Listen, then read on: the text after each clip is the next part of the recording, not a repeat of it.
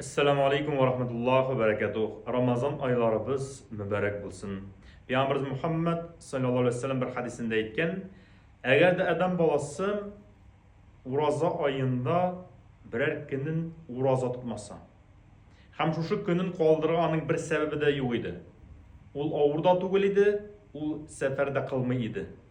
Shu bir kun sababsiz qoldirsa, hatta ul bir g'osir roza tutsa da shu ecir savobga erisha olmaz degan Peygamberimiz Muhammad aleyhisselam. Mana jamoat ul yapqarik bir g'osir roza tutu ul 36 mingga to'g'ri keladi.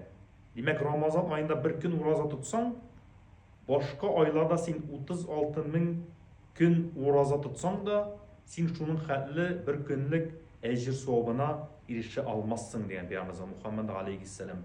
Şükür cemaat Ramazan ayında rozalarimizni qoldirmak, Alloh taolo kuch-quvvat bersin. Shu 2025-yilning Ramazan ayında tutib sho'rga. Va alaykum assalam va rahmatullohi va barakatuh.